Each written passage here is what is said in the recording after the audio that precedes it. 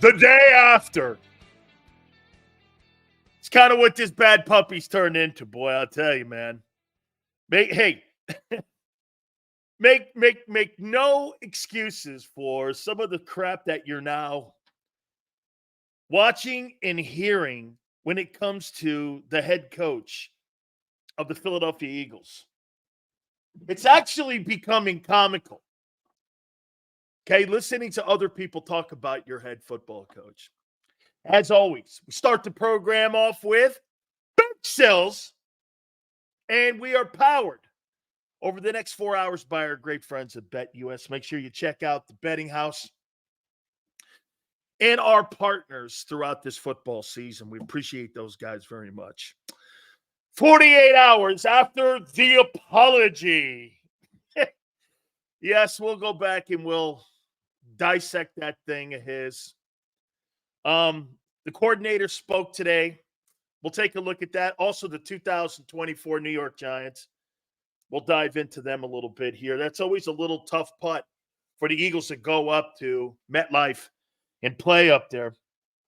So we'll get into that. But did you see that quarterback last night? Josh Allen. What a legend. What a legend. That's how you play quarterback, making everybody better around you. Making everybody better around you. Josh Allen. Hey, baby. Win the game, baby.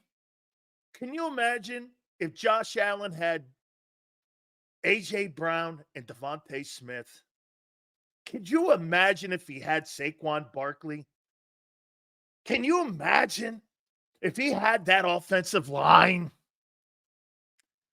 What would that guy do with that talent? Yeah, baby.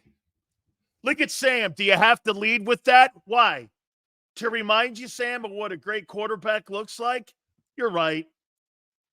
And you're stuck with him.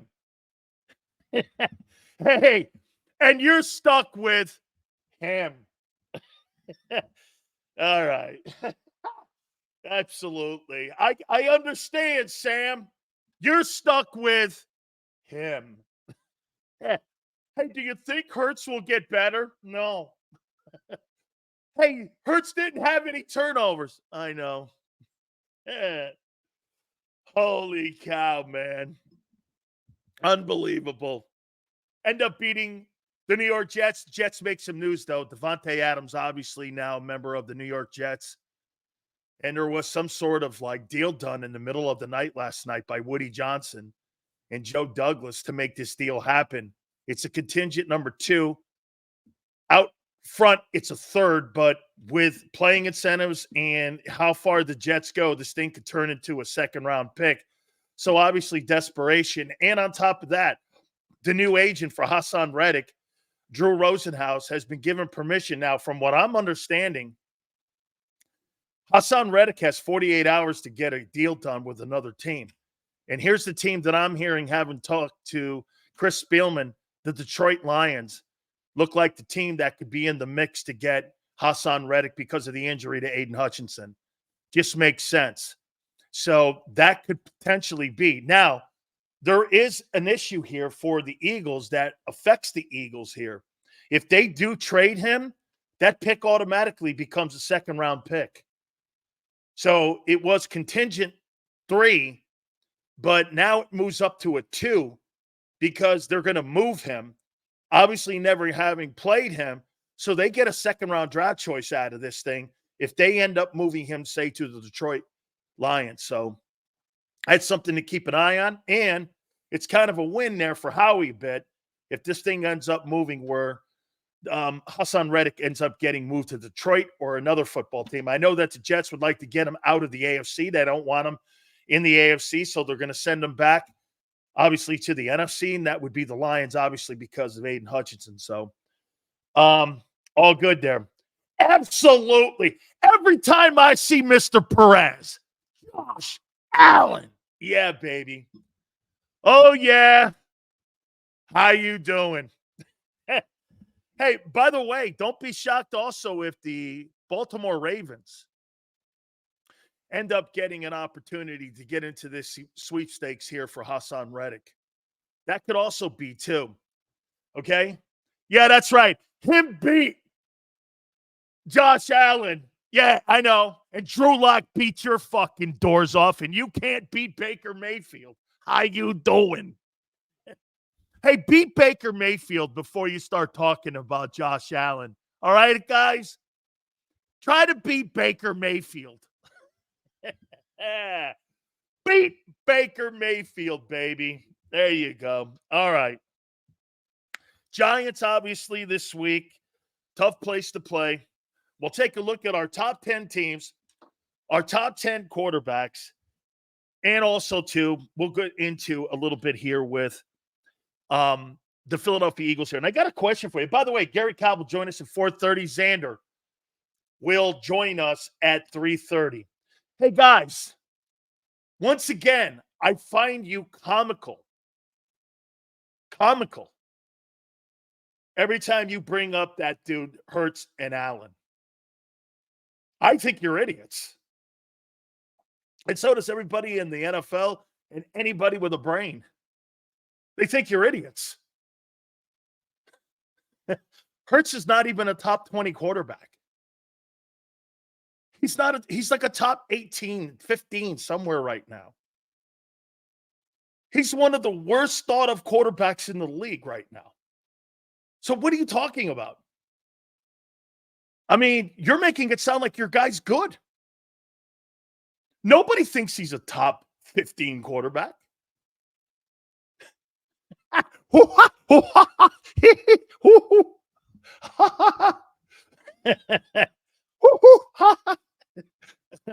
Hurts is top 13. I highly doubt that. There you go, Jeff. 16-20. That's right. He's about in there, 16-20. 16-20. By the way, let's do this. Here's the current MVP race, according to Vegas and Atlantic City. Baker Mayfield, number 10. Jordan Love, number 9. This ain't me. Jared Goff, number 8. Sam Darnold, number 7. Jaden Daniels, number 6. Brock Purdy, number 5. Josh Allen, number 4. C.J. Stroud, number 3. Patrick Mahomes, number 2. And Lamar Jackson, number 1. Those are your top 10 MVP candidates according to Las Vegas and Atlantic City. I miss your boy, man. Where is he on here? Where's your boy? I missed him. He ain't on there. How you doing?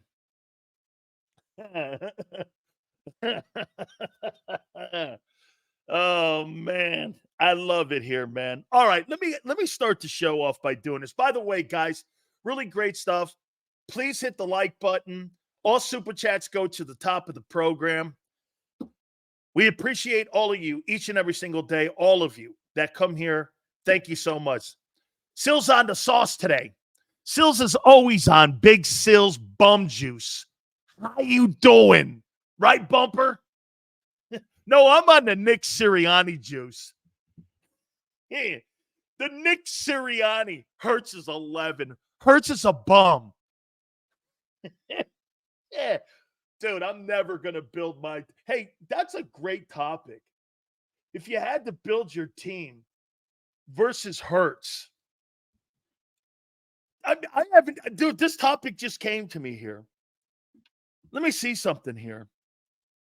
Let me go down that list. NFL standings. Let's see here. Okay, here we go here. Standings.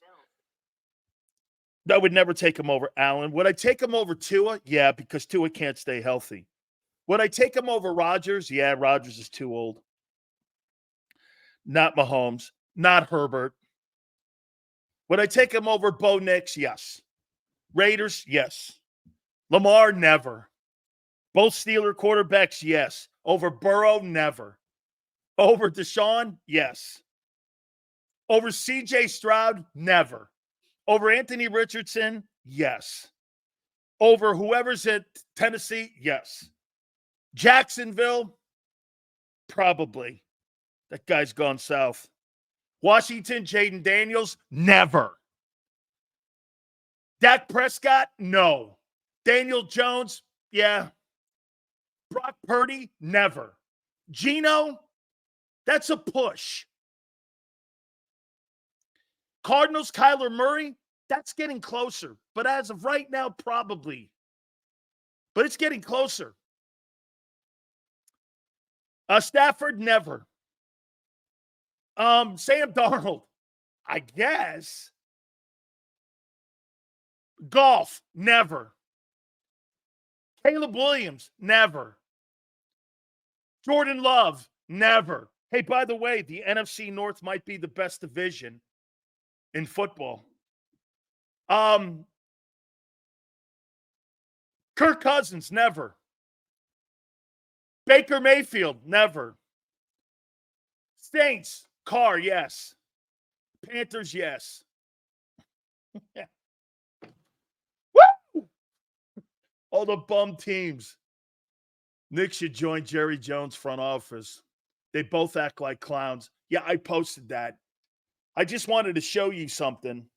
Hey, Xander, can I play that? Because that was for public consumption for everybody. Can I play that Jerry Jones thing? And I want to make a point to you about the Philadelphia Eagles in how they control the narrative and how they control their own market like every other NFL team does. Can I play that, Xander? Because, again, that's for public consumption. It's on Twitter, and it's everywhere else. And, I mean, a lot of people are playing it on all of their platforms. Okay? Okay, yeah. Oh, yeah. Okay, here we go. I'm gonna show you this, and I want you to listen to this. Even Xander was shocked. Now, you got to remember something. Jerry Jones goes on a local station in Dallas, and they're the flagship station of the Dallas Cowboys, okay? They're the flagship station. And I want to show you what Bob Lang and all the things that Xander and I talk about on how NFL teams control the host. This is Jerry Jones. Let me tell you what I'll do about it. I will let us sit down and look at the decisions we've made over the last several years. Okay? I'll look at it. Now, if you think I'm interested on a damn phone call with you over a radio and sitting here and throwing all the good out with the dishwater, you have got to be smoking something over there this morning. I'm not. And I really don't. And I don't even want our listeners to listen to me. To talk about, this is not your job. Your job isn't to let me go over all the reasons that I did something and I'm sorry that I did it. That's not your job. Well, my job is to ask why. Job, or I'll get somebody else to ask these questions, man. Jerry, we're trying to figure out why the team is. I'm not kidding. I'm not kidding you. You're not going to figure out it's what the team is doing right or wrong. If you are, I'm going to leave it at that, or I'll get you replaced. I'll get you replaced. That's why people are flocking to this program. Because the Eagles can't get me replaced. Jerry Jones threatened an Odyssey radio show with radio host. Are you under the impression that Bob Lang and Jeffrey Lurie don't threaten WIP host if they don't like something they hear? The owner of the Dallas Cowboys is threatening people who are employed to do a job. And it is their job to ask questions on a shitty move. What Jerry is doing is combining ownership and GM and thinking it's one. It's not. Those are two different conversations. But then again, every time someone asks Howie about a shitty move like the Hassan Reddick handling of that deal, they shut him down and no one follows fucking up. There is the greatest example of controlled media. But again, that's not just isolated to Dallas. Philly does it too. Why do you think? Hey, by the way, questioning the owner and not having the owner know that you're going to ambush him like that. I mean, Jerry, in a way, is right in a way. Okay, I wouldn't be ambushing the owner of the Dallas Cowboys and the most powerful guy in the NFL. That guy's more powerful. He's more powerful than Roger Goodell. Bill's got Amari Cooper. That's a big deal, dude. They were probably in the Devontae Adams sweepstakes, too. Hey,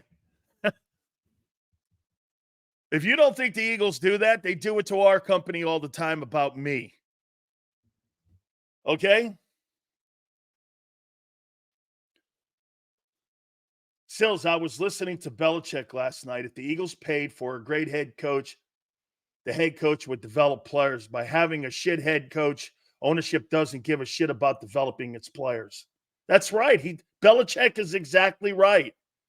The reason why you don't develop anybody is because you don't have a head coach that's worried about developing. Why? Because he doesn't pick the assistant coaches, Sam. Sam, assistant coaches to develop players. The head coach doesn't develop them. You're only as good as the coaching staff you have to develop those players. I mean, and by the way, I can't wait to get to Nick Sirianni and his fucking bullface lies again. What an absolute joke. What a joke. Head coaches don't develop anybody. They develop coaching staffs. That's what they do. Unless you're a play calling head coach, then you do. Okay? Did you get that first super chat? Xander, let's take a look at it. He should join Jerry Jones' front office. They both act like clowns. Jacob, thank you. I appreciate that. All super chats go to the. Thank you, Jacob. Guys, head coaches don't develop. They develop coaching staffs. And the coaching staffs are the ones who develop. You know who's developing Jaden Daniels? You think Dan Quinn's developing Jaden Daniels? No. It's Cliff Kingsbury and Brian Johnson. Those are the ones that are developing. But you don't keep coaches around long enough to develop players, especially on the defensive side of the football. Okay? Nick Sirianni is a bum. And he's killing your team. Let me ask you something here. This goes into M. Reyes and all these other fucking honks who like this guy. Xander, you too, man. And not your takes were great this morning, by the way. Question for you. Can the Eagles be a true Super Bowl contender when their coach is on the hot seat? Do you think you can have a Super Bowl contender when your coach is on the hot seat? Can you? Yes or no? Do you think you can have a Super Bowl contending football team? Okay, get this. Do you believe that you can have a Super Bowl contender? Xander says team can rally around it if they like him, but the chances are much smaller. Do you actually think the team likes him? Or half the team likes him? Or how about this one? Do you think the team trusts him? Liking and trusting are two different things. Like Dante says, would you rather be feared or loved? I'd rather be feared.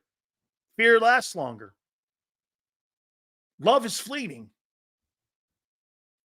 Okay? I mean, I'd rather be feared. I mean, who cares if they like him? Liking? You think, how many people do you think like or liked Bill Belichick in New England? 2%? What exactly does like have to do with being a coach? I don't give a shit if you like me.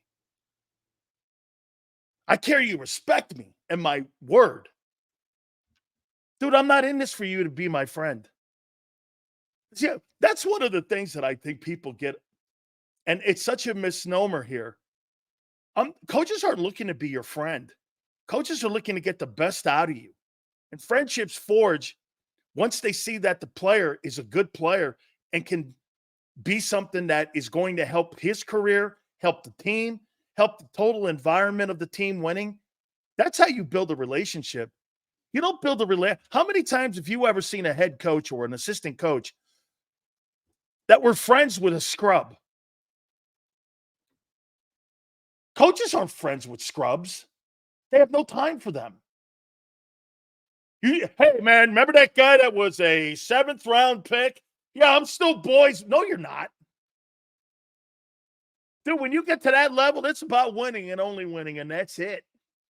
You guys think there's some butt buddy thing going on here. Nobody cares about friendships. Yes, Giants did it in 07 with Coughlin, but Sirianni can't. Coughlin's a play-calling head coach, though. Yeah, Tom Coughlin's going to the Hall of Fame. I think that's what you're saying, too, Anthony. I think that's what you're saying. Yeah, well, Anthony, if you remember right, Tiki Barber ended up looking like an asshole after that. Any chance we trade for Crosby or Garrett? Zero. Tom Coughlin's going to the Hall of Fame. Took the Jaguars to the playoffs, into an AFC championship game. Built the Jags into a playoff contender. And then won 2 Super Bowls. As a matter of fact, he did just as much as Bill Parcells did in New York. He won 2. Same as Bill. Bill won 2 Super Bowls, and so did Tom Coughlin. And they both had the same record almost. It wasn't like Bill did anything special. Bill had Belichick. Okay? That was Tom Coughlin who built that thing, along with Jerry Reese. You say whatever you want. The Tuna has the media, and you would think that the Tuna's a better coach than Coughlin in New York. He wasn't. He was not a better coach. I mean, that's like that. That's like when people go, well, Mike McCarthy's not as good a coach as Sean Payton. They pretty much got the same record. Yes, they are. They get the same playoff record. I don't believe that you can have a Super Bowl contender when your coach is being vilified the way he is. And that rallying around, holy shit. I got to rally around my coach. I'm not concerned with saving his job. I'm concerned about making money, playing football, and winning games. Saving his ass is the last thing on my list. Dude, nobody's looking out for my job. Cooper to the Bills just happened. That'll help a lot.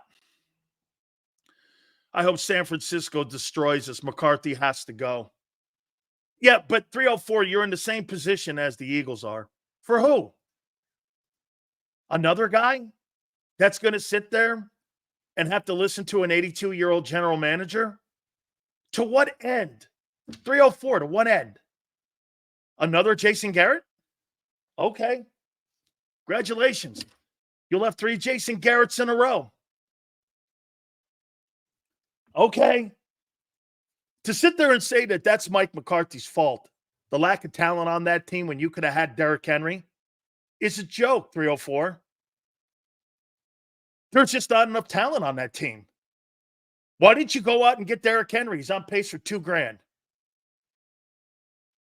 And he wanted to play for you. You didn't do it. You know why? You brought back a relic instead. What in the world are you doing? Seals, how many players do the Eagles draft and then give up on them just for them to go to another team and ball out? We don't develop players. No, you don't develop draft choices. That's evident. That's why you have so many mercenaries on your defense. Get this. The two most important positions on your football team are mercenaries, edge rusher and corners. Edge rusher and corners. And some of you will go, well, Sills, we just got Quinyon Mitchell. Yeah, but you're paying $9 million for a guy who's not even playing in Bradbury and another $11 million for Slay. You got $20 million wrapped up in two corners right now. Two corners make $20 million combined. I mean, no wonder he drafted two corners. Cooper DeJean is not going to play corner. That's right, Matthew. Mike McCarthy's not the problem in Dallas. It's a personnel decision and personnel decisions that have destroyed that team. Last 3 years, they've gotten worse every year. Why? Salary cap issues. They overpaid their guys. Okay? Get this. This guy says Bills get Cooper because the non-elite quarterback, Josh Allen, needs him. Would anybody in here say that Amari Cooper's in the same room with Devontae Smith? Don't make Amari Cooper sound like he's a special player. He's not. You're making him sound like he's Devontae Smith, senor, and he's fucking not. He's an okay player. Okay? You really think that get this, this guy's trying to make you think that Amari Cooper is an elite wide receiver. Amari Cooper's a relic. He was decent 3-4 years ago. But to sit there and say that guy, oh, so wait a minute. Anthony thinks that Amari Cooper's better than Devontae Smith because Devontae Smith's not a top 10 wide receiver. You think he's better than him. PFF has Devontae ranked, I think, 13 or 14. I mean, you're making it sound like Amari Cooper's better than Stephon Diggs. He ain't. Yeah, the Bills have to get someone because they don't have anyone. And they still won the fucking game. And they still won. Unlike your boy when he went into the Buccaneer game, threw up the white flag. He still won the game. How you doing? On the road. With nobody. He didn't even have his running back last night. It was all Josh Allen. Josh Allen won a game by himself. How you doing? Cooks was out. No receiver. And they win. That's what you do. How you doing? Hey, don't take the two receivers off the field for Jalen. He looks like Tyrod Hurts. Holy shit. Oh, give me a break. The Bills always, oh yeah, really. The Bucks always beat the Eagles. The Bucks always beat the Eagles too. Actually, the Bucks always kill the Eagles. Whether you have your stars or not, Baker Mayfield destroy. How many touchdowns? Hey, hook me up someone in here. Tony, how many touchdowns does Baker Mayfield have in the last 2 games against the Eagles? 8? Or is it 7? I think it's 7 with no picks. Yeah. And 60 points. Woo! Baker Mayfield's cooking. We beat Tampa when we were healthy. Oh, right. But you lost to the Giants when you were healthy, too. Okay. Oh, okay. Yeah, right. Good. Hey, keep up your bull. Hey, you just anybody who posts stupid shit about Josh, trying to compare him to Jalen Hurts, comparing Jalen Hurts and Josh Allen, one's a Bugatti. And like I said, the other one is like one of those box cars, Cube. One of those little cars. it's like it's like one of those little MGs, you know, one of them little tiny cars. Like, yeah, Cooper, one of the Mini Coopers, a Bugatti and a Mini Cooper. That's like comparing Josh Allen to Jalen Hurts.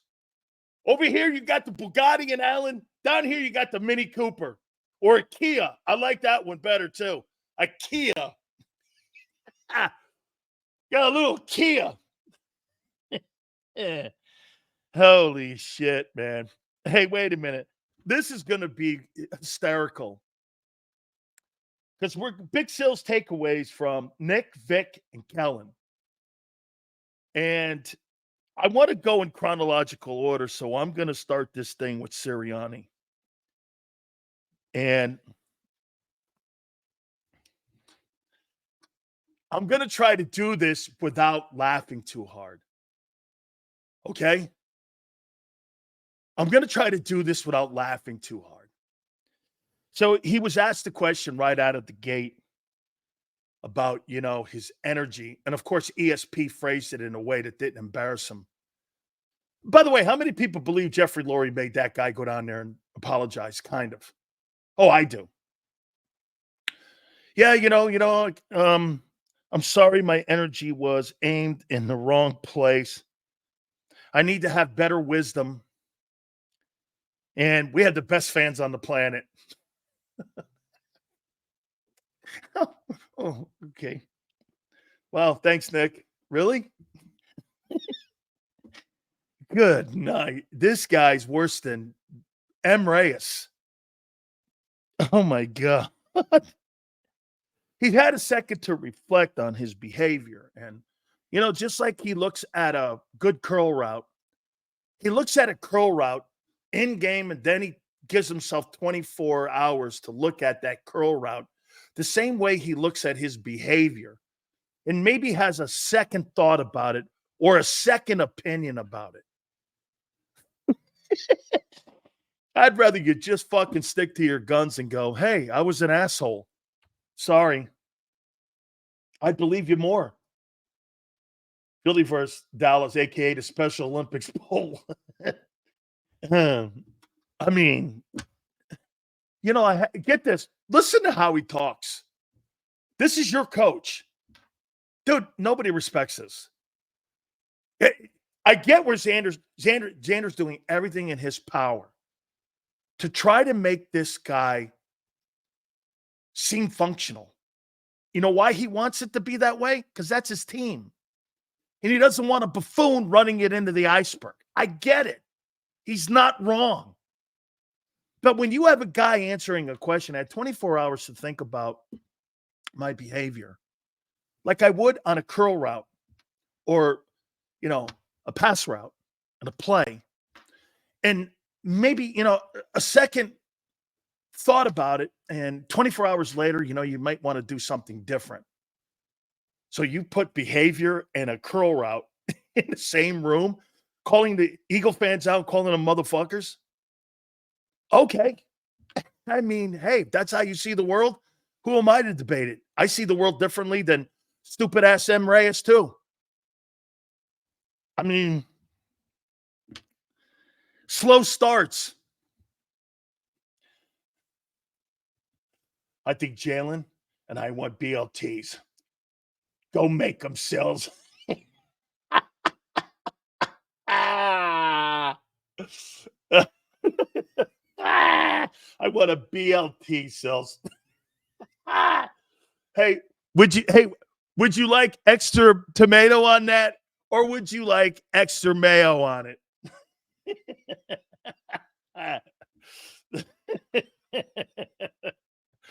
And Reyes, good job, man. All good. Man. I love you too, man. You're fucking great, and you get it. You're one of my favorites. This guy's one of my favorites. I like people who get the show. I never run this guy off.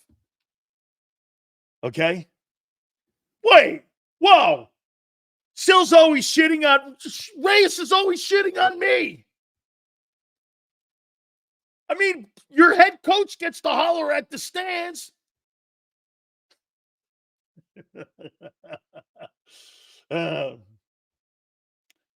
Polska, that apology was forced and scripted. Really? Hey, that's some epiphany, my friend. Thank you for the super chat, though. I don't believe in that apology. Spoken like a true football fan. I'm sure he did want to apologize. oh, man. You give me a heart attack, man.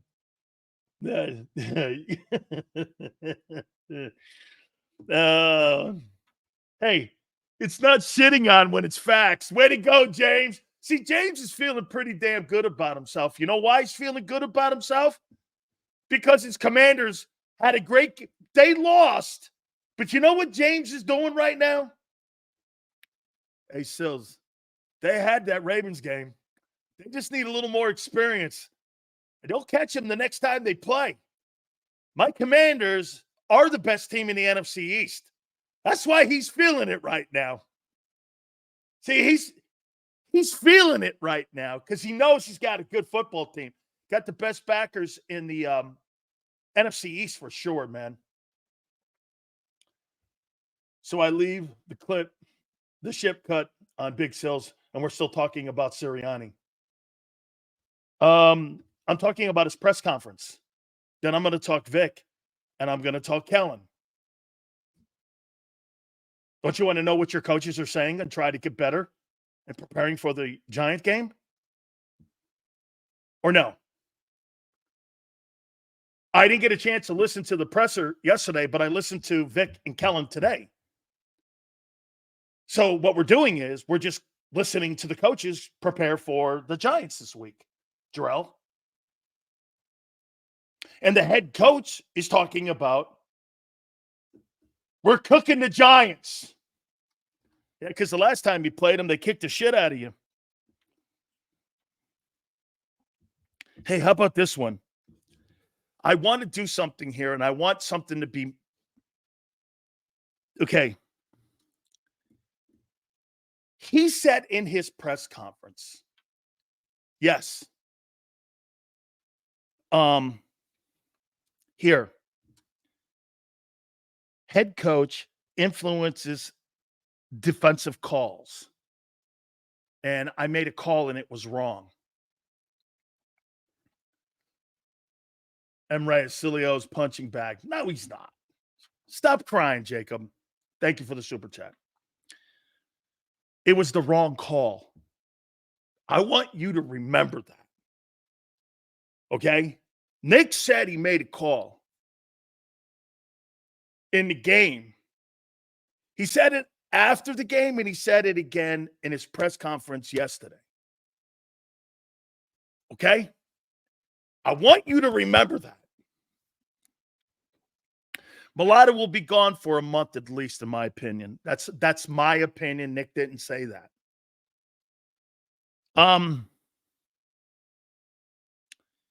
Cooper DeJean played about 91% of the plays. Thought he had great energy, played great.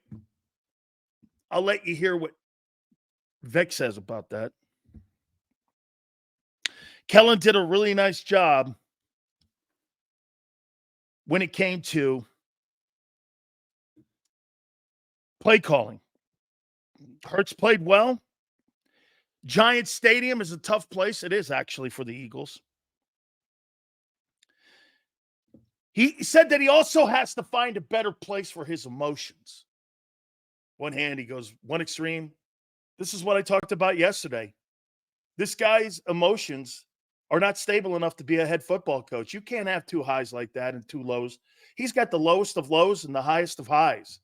And his team plays like that. And his team leadership acts like that. It's on display. That's not an opinion. More on Dallas and Slay later in the week, which is not something he's going to say. So let me remember I said this to you. He said he made a bad call in the game defensively.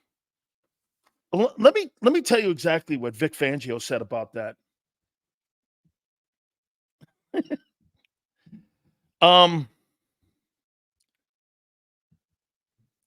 Vic says it wasn't a call, and it was a non-consequential impact on anything, what he said. It had no impact at all on anything. He didn't call a play. He didn't call anything.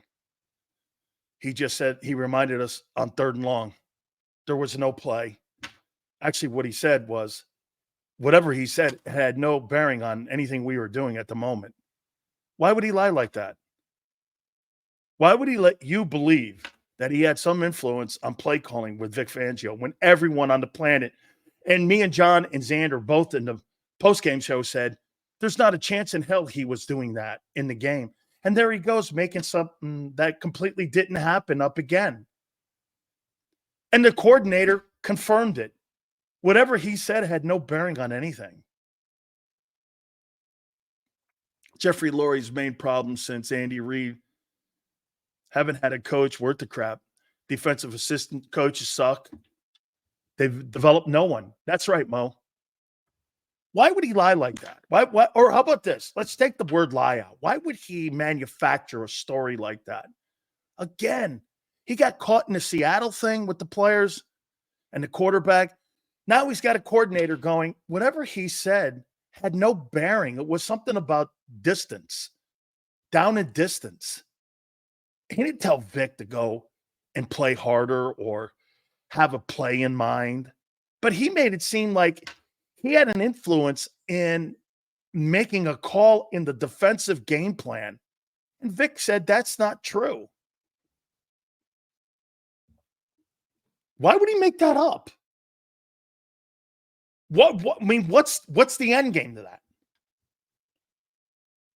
What is the absolute end game? Why would you make something like that up when you have no bearing or no say in Vic Fangio's approach and what he does defensively? That's right, Steve. Steve, the guy's delusional. He thinks he has more say over his team than he actually does, is the point. He's delusional. He has no sense of timing, and he's delusional.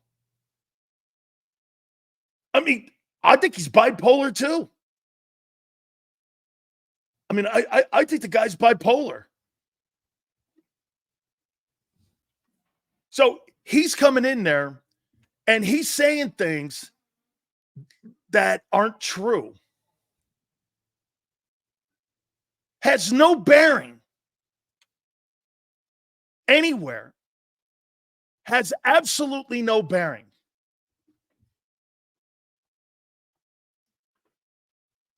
Gardner Johnson shit on the fans. Why can't Sirianni? Philly thing.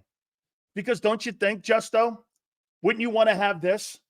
Don't you want to have your head coach with a little bit more leadership qualities? Dude, I can be a freak and I could be a maniac. Okay? I could be a freak or maniac. But I don't want my coach to be a freak or maniac. Somebody's got to have a level head. I mean, the defensive coordinator called him a liar. Yeah, I made a a call.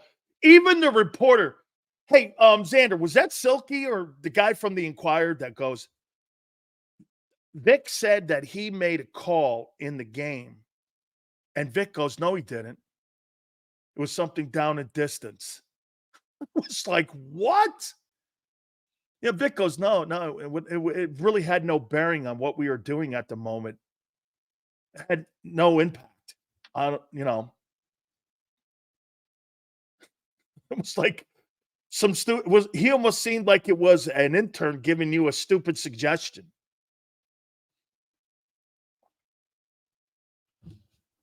I mean,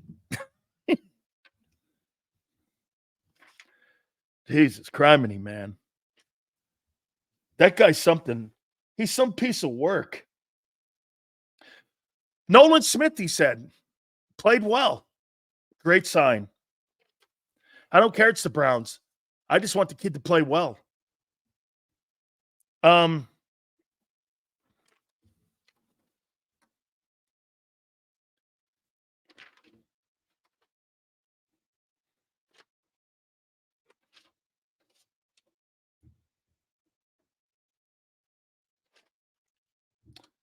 said that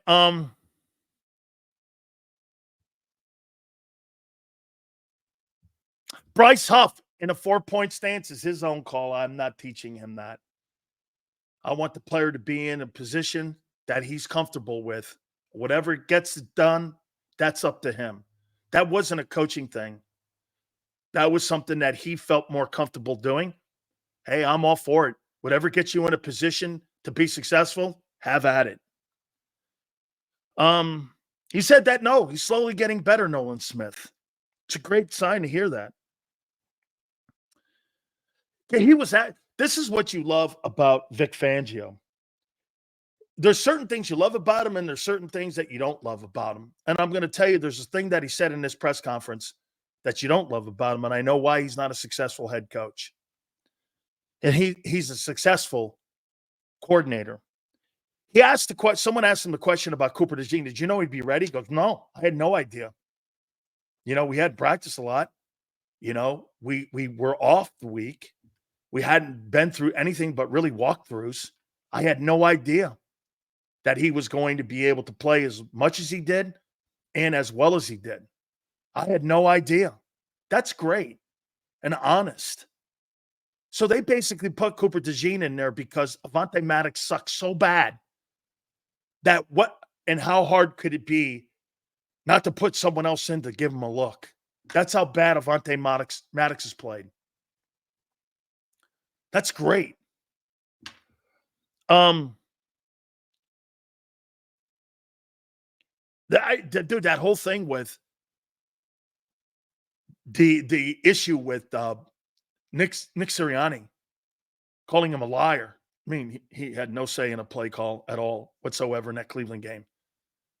He had no influence in the play calling. And the reporters were like kind of shocked that Vic was so honest. It was an embarrassing moment for Sirianni again. Kobe Dean is struggling in space and making tackles in space, he says. He is.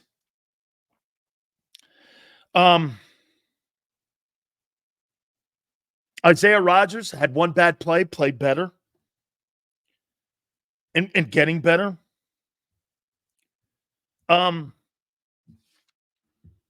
He said some great stuff. Here, get this. Here's why he's not a head coach and a good one. Where's Big Dom at? The babysitter got to get his son under control. And Nick's haircut is nasty work. This ain't the military, son. I know he looks like he looks like a munitions guy, doesn't it? Somewhere in some war somewhere. I'm with you.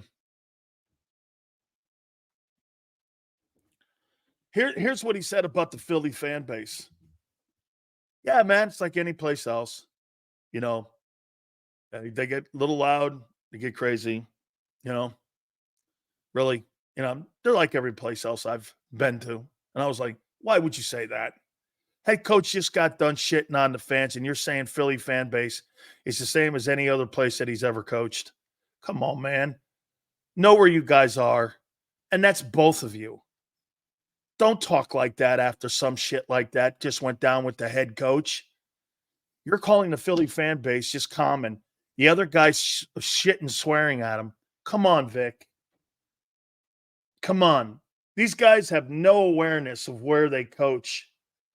That's the entire staff. Nick is a punching bag for the whole team. That's why he takes blame for everything that goes wrong. Nell, why? Why? Why give him anything? Give the media and give people who are asking questions shit. Why the organization? They do the same thing. I made a point to you to show you that Jerry Jones controls the media in Dallas. I'll tell you this. There is no question. If I was in Dallas with my relationships with the Jones family and how I talk, I wouldn't be very kind right now to Dallas. I would have a lot of problems with Jerry Jones because he's an 82-year-old man that the game has passed by. 304. I'm sorry, dude. The game has passed that guy by 10 years ago. He's the oldest reigning general manager who hasn't done anything in 30 years. Nobody keeps their job that long. Not even Al Davis did that. Al Davis turned over the general manager's title to Ken Herrick and Bob Wolf and guys like that. I'm not saying that Coach Davis didn't have a lot of influence on what he was looking at. He's a former coach. But I'm telling you that he turned it over even. Jerry can't do that. And his ego has driven his reputation as a football person into the toilet year in and year out. And that's exactly what's happening here with Howie. Howie's decision-making on his drafting is driving his credibility as being a roster builder into the toilet. He's built 2 good rosters in the last 10 years. Actually, how many years is it since 17? What are we looking at here? 9? 8? He's built 2 rosters that were worth the shit. 2 Super Bowl rosters, and the rest of them have been marginal to below average. Contending for a playoff spot and then going home. You're a little bit better. No, you're not, you're better than the Jets. Okay?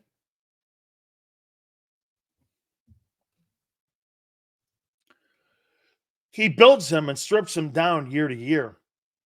That's not how you build a champion. It's a rap sports network. Here, let's do this. It's not that he rips them down. The fundamental blueprint rips them down. And here's why. When you hire guys on 1-year contracts or 2-year contracts, you're not building. Okay? You're renting. He rents players. He doesn't develop them. Howie Roseman, would you agree, is a renter. He doesn't buy the farm. He doesn't believe in buying the farm. Because buying the farm is like a long-term investor. Commodities, IRAs, hedge funds. This guy's a day trader. He wants to trade now. So now you build the title team. That's who he is. He's a renter. He'll never buy a home for his team to develop into. And that's why you've been a good hey, by the way, you're a fabulous playoff contending team. You're not a Super Bowl contending team. You've been a Super Bowl contending team twice in a decade. That's it. You weren't last year, and you're not now. Okay? You had a no-year window with Jalen Hurts as a quarterback to take you to a Super Bowl. You haven't been a Super Bowl contender in 2 years. Where's your window? Where's this so-called window? You're making the playoffs is fool's gold to a lot of. Hey, by the way, would the Jets love that? Absolutely. The Jets haven't been to the playoffs in 11 years. Okay? See, that fan base is now, do you know what the Eagles are forcing you to do? The Eagles are forcing you to lower your expectations by the way they build their team. Instead of demanding that they're Super Bowl contenders year in and year out. That's why your expectations were higher than the team's this year. Teams' expectations with that defense and new coordinators could not have been Super Bowl. There's no way. There is no way with all the new faces. If it affected the team a year ago, why wouldn't it affect it now? And then you get a coach coming out making these radical statements that he had something to do with the playing of the defense and play calling, and the coordinator comes out and goes, no, he didn't. What? I mean, this guy creates drama that you don't need. He's a noisemaker. You know, one of those things that you spin around at a ball game? He's a noisemaker. What the fuck, man? I think the great head coaches are the guys that don't say shit. Go about their business. I never hear anything out of Matt LaFleur. I don't hear anything out of Sean McVay. I don't hear anything out of Kyle Shanahan. I don't hear anything out of them guys. I don't hear anything out of Andy Reid. I don't hear anything out of those guys. There's not this built-in drama. I mean, there's none of that. All those successful coaches have no drama around their team that they've created. Now, I'm not saying there's not drama around their team, but they do everything in their power to make sure they're not part of it. It's like Nick injects himself into the story. Nick can turn this around. Will you eat your words? Dude, he's the most successful coach right now in Eagle history, percentage-wise. He's been to the playoffs every year, and yet he's on the hot seat. How's that possible? Turn what around? Win the Super Bowl? Get to the playoffs? Only team with a window is KC. 31 teams don't. I think Baltimore does. I think San Francisco does. I think Green Bay does. I surely think Detroit does. Detroit's a really good. That's my Super Bowl team.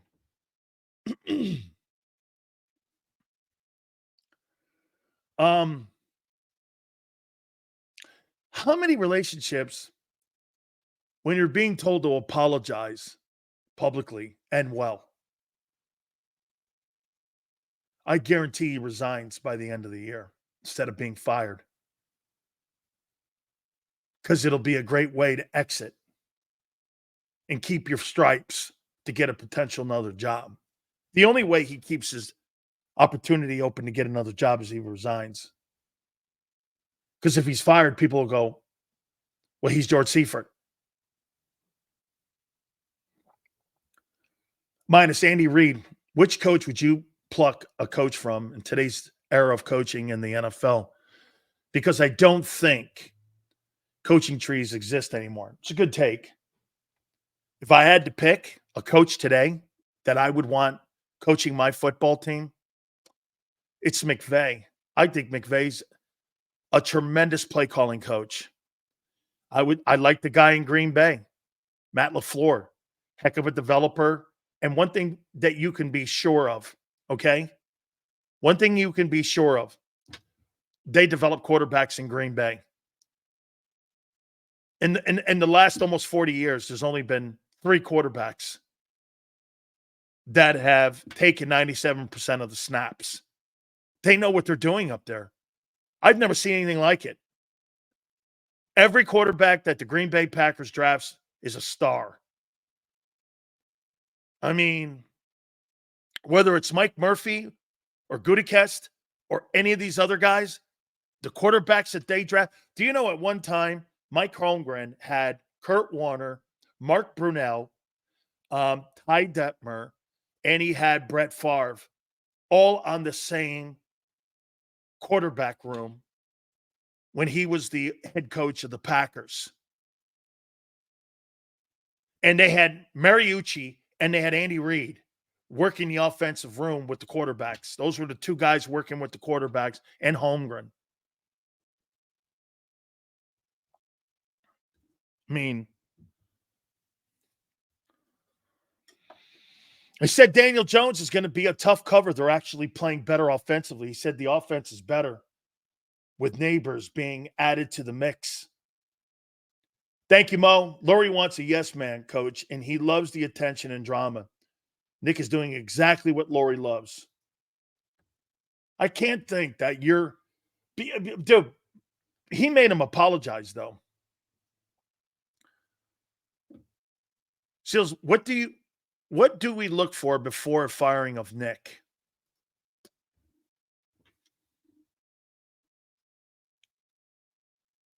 A non-clean game.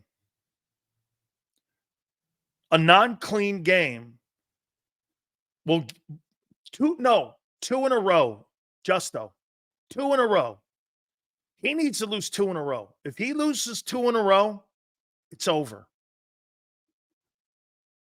If he loses to Dallas and then Baltimore, like they lost to Dallas in San Francisco hey, Bob, somebody help me out. Is Dallas and Baltimore, are they in consecutive weeks on the schedule? I don't remember. Sills Howie's process for renting players keeps Howie front and center. Absolutely true. Long-term solutions build stability, but stability keeps the spotlight off of Howie Roseman. Accountants have egos too. Absolutely. Okay? Absolutely.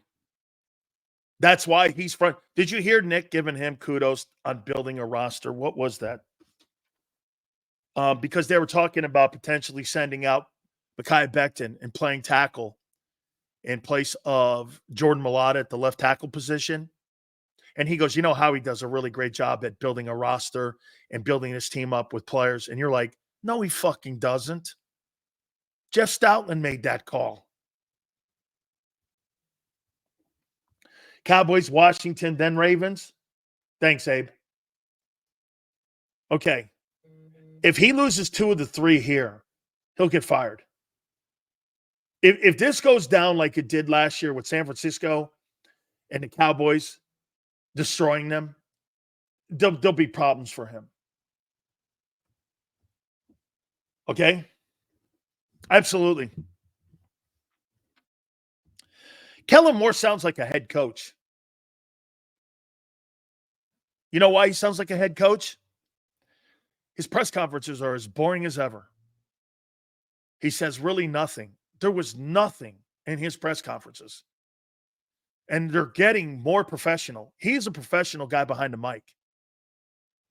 Yeah, every system's different. Yeah, the influence of, being in Philly here. They got a nice process here. It's a little different than Dallas. You kind of put them all together and you're like, great. That's how you answer the media. Give them nothing. Give them absolutely nothing. Kellen Moore is a professional behind the mic. Maybe his playing days and being a former player has a lot to do with that, but he knows how to handle himself behind the mic. He gives him shit. He gives you just enough to go kind of okay. But Kellen Moore, unless you press him, you're not going to get anything out of him. Okay? Dude, Tyler goes, you love quarterback rating or metrics. As shitty as he played, Hurts is 8th in the league. You're right. Hurts is better than Dak and Mahomes. No, you're right.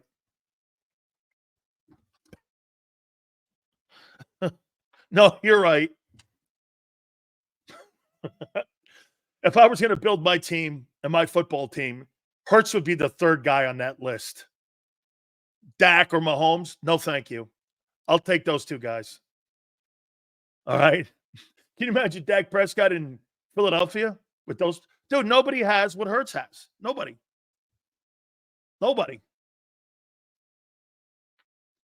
Watch very carefully to one thing. Will Slay play on MetLife? He's injured. Prior to every game, before MetLife, loser's mentality with a C. I hadn't thought about that. Okay? No, you're right. Hey, Steve's right. Hurts is great. Only fans sticking up for Nick are the under 30 crowd, new age Swifties that think booing is bad. Must cheer 100% of the time because of feelings. So true. All the young guys go, how can you boo? Even Nick's like, I think it's counterproductive when you're booing. You're going to tell Philadelphia, like Angelo said yesterday, not to boo something? Come on, man. Booing is cheering to Philly fans. And cheering is booing. Philadelphia sports fans have 2 emotions. You ready? Booing and cheering. And nothing else. Yeah. Xander actually acts like an athlete. I love booing, but I also love a villain, and I love chirping. Everyone likes talking shit. There's nothing wrong with talking shit. Look at me and M. Reyes. That's exactly what that is. Don't get your feelings hurt. That's the problem that you have. You have too many people get their feelings hurt. I can't believe he's really saying that about my guy Hurts, that he sucks. Come on. Big Sills. So does Xander. And to you, great show. Thank you very much, Annette. I appreciate that very much. I'll tell you one thing I'm starting to feel pretty cool about. I get a lot of chicks watching my show. It must be, hey, it must be the delivery. How you doing, right? You like Big Sills, don't you, Annette? Huh? Where's my girl? There's Sue. Sue, right? Soft. Look at Sue. See, that's hardcore. Sue's the kind of chick that takes Big Sills over her knee and gives him a spanking. That's my kind of girl.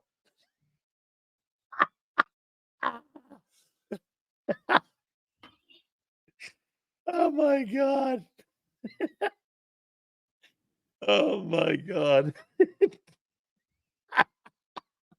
That's my kind of girl right there, man. That's right. Come over here, Big Sills. It's time for your daily spanking. Okay.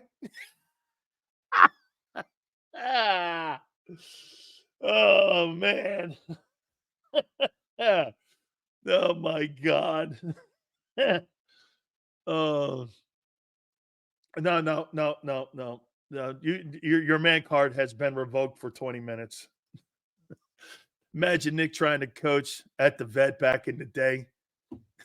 He'd run off the field in tears. Yeah.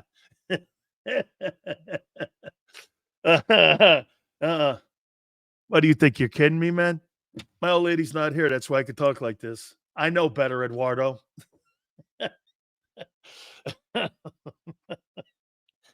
Xander is going to join me at 3:30, and we will have Gary Cobb.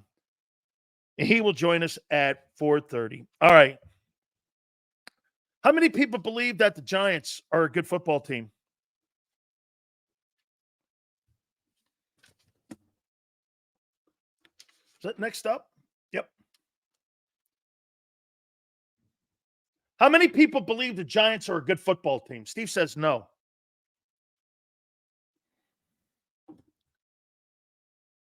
Better than the Browns? Get this.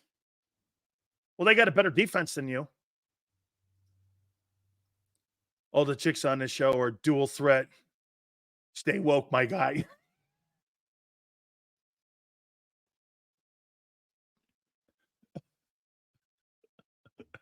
Brent's is like, huh, is that a cannoli? What are you doing with a cannoli? Oh. Prince, you love the New Orleans story, don't you? I know you do. You love the New Orleans Sugar Bowl story. Hey, Prince, you like the New Orleans story, don't you? Walk into the bar down at the Sugar Bowl. These three people were sitting around us, and they had really big cans, and they looked great. Bartender finally, because we were going to walk out with them, bartender comes up to Big Sills and goes, you might not want to do that. Those aren't girls. I said, do me a favor. Sue, you're going to like this. Don't tell my teammates. Let me say this to you. The buffet the next morning was very interesting. Well, hey, the bartender stopped us at the door after you walked out. I went, yeah, well, hey, man, cannolis for all. Oh, man. Hey, wait a minute. Giants have a better defense than you. I'll show you here. Here are the 2024 New York Giants. Total offense, they're 20th.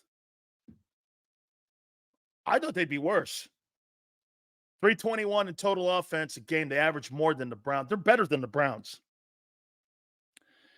Passing offense actually is 13th. They got a better passing offense right now than the Eagles do. They're 13th. Run offense, they're 23rd, obviously, without Barkley. Scoring offense, they're only averaging 17.8 points a game. Horrible. 27th. Bottom 5. Red zone offense, obviously no running game. 27th. And third down efficiency, they're 20th or 19th. 37.5. Not good. So they sputter a lot. Okay? They sputter a lot. Bloody Marys with a side of sausage is nasty work. I left my teammates behind, dog. I wasn't sitting around for that shit. Hey, thank you, Prince. Hey, here's the Giants defense now. Total defense, they're 10th. They're 10th. They're better than you on defense. So you better not fuck around with the Giant defense if you're the Eagle offense with those 3 and outs and sputtering and slow starts, because they will stop you. This actually might be the best defense that you've played against so far this year. They're 10th. They've beaten the Steelers. They've beaten the Seahawks in Seattle. Okay? Pass defense, they're 14th. Rush defense, they're 12th. Scoring defense, they're 10th. That's pretty good for a team that I thought had a horrible roster. Red zone defense, they're 9th. And you struggle on red zone offense. Third down efficiency, they're 10th. They're great on third down.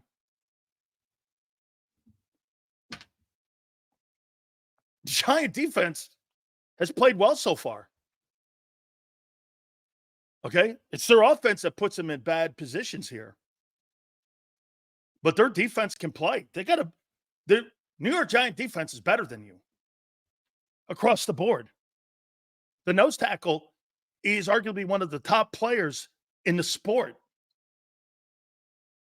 I mean, Dexter Lawrence is a great football player. He's great football. You should go up there and win that game handily too, but you're not going to. You don't do anything handily. Not with that football team. Yes, they held Jalen out of the end zone. No, they're good. The Giants can play defense. Their offense, by the way, Neighbors gives them a little bit more.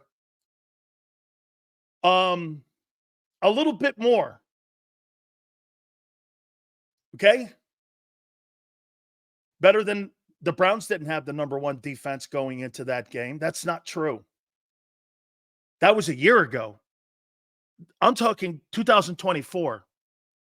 Senor, the Browns were not the number 1 defense going into that game on Sunday. Far from it. Okay? Okay? Sales, is Thibodeau on injured reserve? I believe so. That's what people have been saying. Anthony says the Giants' top receiver's out. Is Malik Neighbors out? He's a good-looking player. I thought they said he'd be cleared to play on Wednesday. And that the narrative all week leading up to the game was the Browns were the number 1 defense last year. Right. And I won what I said. Take the points in the Browns because you're not going to do anything against them. The Browns can play. They were number 1 a year ago. Right now, playing this year, the Giants are a better defense than the Eagles, and their numbers dictate that over the first 5 games. What's the narrative? That's the facts. They've played good defense. That's not a narrative, guy. Last year, the Browns had a good defense. They were number 1, and it showed on Sunday. Right now, the Giants are 10th in defense. They're playing well on defense. What's the fucking narrative? I'm speaking facts. They've had a nice start to the 2024 season as a defensive group. What's the fucking narrative? That they played well? Okay, I guess so. Defense is not better than Tampa or Cleveland. Tampa was 26th when you played them. And Cleveland was 17th. This team's 10th. Holy shit. It's still the Giants. They could shut down Barkley. Dude, and that's right. The Browns were awful against the run heading into that game, and they shut them down. Absolutely. Nobody said the Giants were good. I said their defense is good, Arthur. Nobody said that. Jesus Christ, you're taking 5% of what I say, and you're making a narrative. They're 10th now, the Browns, with AJ and Devontae. It's a tough matchup. The Browns are 10th. Browns, I thought, were 7th, Forrest, heading into that game, defensively in the secondary and pass defense. I thought they were 7th last week. They're 10th now. Right now, pass defense. They're 14th, the Giants. In pass defense. They're 14th. Total defense, they're 10th. Heading into this game. And they're not 29th ranked offense. That's not true. Total offense, they're ranked 20th. Not true. They're 27th in red zone and they're 27th in scoring offense. Didn't say he was better, but he's not as broken as you may make it out to be. Just needs a real coach, schemer, and leader. Tyler, how many times are we going to talk about coaching with Hurts? He's had 4. So he needs another new coach? Is that what it is? Sills, why does this offense underperform? William, here's why. New scheme. You're asking a quarterback to do things he's not good at. He's still developing. He's still developing into reading defenses. He is a 2-target guy. He has no trust in the other receivers. So, I mean, there's numerous things. That's not what he does. What Jalen does best is how he played against the Browns this past week. Okay? Running the ball 14 times and throwing the ball 25 times. That's the remedy for him to be successful. And no turnovers. You're going to win a lot of games like that. But to sit there and think that guy's a 375-yard guy and he's going to carry a football team on his back, he can't. He's not capable of doing that. That's not who he is. Okay? It's not who he is. He's quite not good enough to do that. That's correct, Angelo. It's a great take. Please hit the like button, guys. This is a divisional game. All divisional games are tough. It doesn't matter how good a team is. Correct. It's like playing against an in-state rival at times, Angelo. Doesn't really matter what the records are because it's common opponent. It's common opponent. You know what's funny? Here, let's do something here before we get Xander on. Let's do something here that shows you how Howie doesn't really know how to build a roster, and I'll give you exactly how you build a roster and why the great ones know how to build great rosters.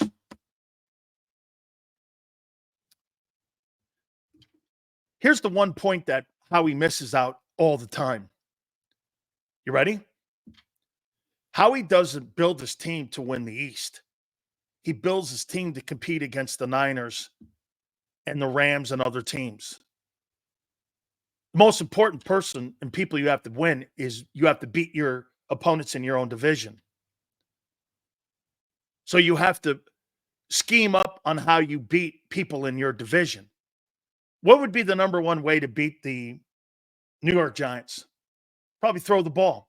Their trends are that way. Throw the ball. What would the Giants have to do? Look what the Giants did to try to beat the Eagles. What have been the last two moves that the Giants have made to try to beat the Eagles? Do you guys know? Actually, it's three. They drafted Thibodeau. They signed Burns, and they went and got a receiver. That's all to beat Philly. Okay? 2 edge rushers. Got to go against Malata and Lane. So you need edge rushers to get to Hurts. So they went out and got 2 edge rushers. They didn't have a skilled guy since, the last LSU guy. So they went out and got Malik Neighbors. They're addressing things to beat the Eagles. They don't believe much in your secondary because they want to throw the ball against that secondary and linebackers. That's how you beat them. Look at Washington. What's Washington doing? They need a dual threat quarterback. They went out and got the best one in the draft in Jaden Daniels. They turned around and signed the best linebacking core in the NFC East. To do what? To stop tight ends and backs leaking out, like Barkley. When Barkley was in New York, what's the one thing that, James Jones, what's the one thing that used to kill the Washington Commanders against New York? You know what it was? Daniel Jones getting out in space and killing him on third down, and Saquon Barkley catching footballs against them and running the ball. That used to kill Washington. So what did they do? They went out and got linebackers. This is why Dallas builds a roster not to win the East. Dallas builds a roster to be famous on TV. CeeDee Lamb doesn't make sense being on the team. Michael Parsons doesn't make sense. Not when you have so many holes on your team. Dude, when you're able to have guys like Michael Parsons and CeeDee Lamb on your team, do you understand that those guys there are non-factors? Look at Devontae Adams. How many teams now is this now in the side of 2 years that he's been traded? Okay, he was on the Packers. They traded him to the Raiders, and now he's in New York. 2 teams in 3 years. I thought he was an elite receiver. He makes $30 million. If these guys are so elite, why are they being traded constantly? Stephon Diggs. Have you ever seen more elite players in your life over the last 3 years moved? Tyreek Hill, Stephon Diggs, A.J. Brown, Devontae Adams. I mean, all these guys are moved. If they're so fucking important, why do they keep getting moved? All of them. Because you don't win Super Bowls with high-priced wide receivers. And that's why the Eagles will never win with those 2 wide receivers. You'll win when it's once Devontae's team. You're never going to win with 2 wideouts. Shit, Seattle's got the same shit going on up there. They're not going to win. So kill San Francisco a little bit. You're never going to win with those receivers because they're primary targets. And once those primary targets aren't on the field, your offense looks like shit. Should a Super Bowl team, if the Philadelphia Eagles were a Super Bowl team, should your offense look like shit if one guy's not on the team or 2 guys are not on the team? Should it completely look like shit where you can't even do anything against the Bucs? If you can't beat the fucking Bucs, how are you beating Detroit and the rest of those teams that are playoff ready and ready to win a Super Bowl? How are you beating them? How are you beating them? With a lame-ass defense to boot. Chip, get this. Look at this. Here's a guy buying into fool's gold. Defense is ahead of schedule. No, they're not. No, they're not. Cleveland did exactly what they are against you. They don't throw the ball for a lot of yards. They don't run the ball. They don't score a lot of points. They did everything that they were. You didn't do anything special against them because Cleveland's not special on offense. Look at what Chip and Birds just did. He's making you think that they shut them down. You're under the impression that the Browns averaged 300 yards in offense. Hey, look at this here.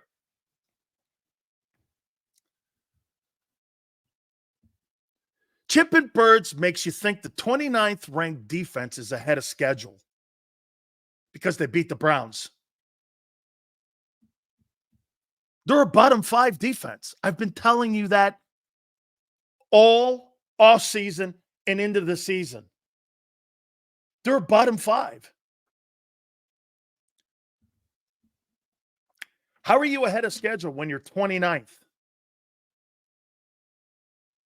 Sills, if we lock down the East, banking 5-6 games, it allows you to work on what's required to close out the season.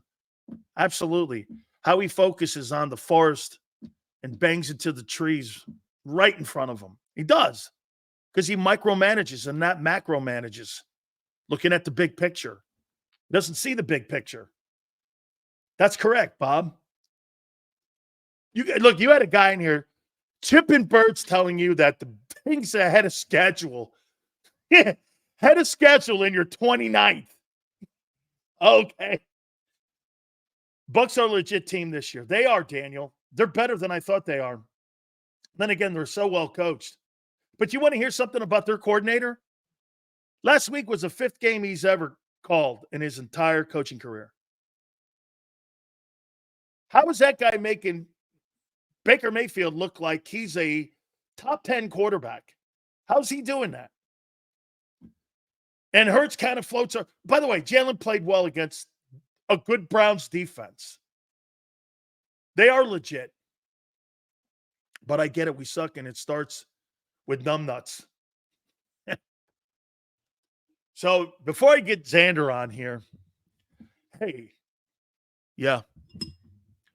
I called the play in defense, and it was the wrong call. And, yeah, that's on me. So, Nick, you called the play on defense? Yeah. Vic, so what was the play exactly that Nick called? He went, what? He goes just like this. What? What? He goes, oh, yeah. It was more about down and distance kind of stuff than anything else. What? It's about what? Yeah, it wasn't an odd factor in anything. It just, I kind of heard it and I went, all right, let me call the play now. He basically said he ignored him. And there's Nick at the press conference going, I'm fucking calling defensive and offensive plays. Xander and John McMullen and I both on the postgame show went like this. I'm not going to buy that one. Holy shit. Xander goes, nobody in here really. It was so priceless when Xander did that on the postgame show on Sunday. He goes like this. Nobody's buying that. Bottom 5 since last year. Watson is the worst quarterback I've seen. Next week, Jones and Neighbors are going to march up and down. Even average quarterbacks look elite versus us. Hey, look at this right here. 29th ranked defense ahead of schedule.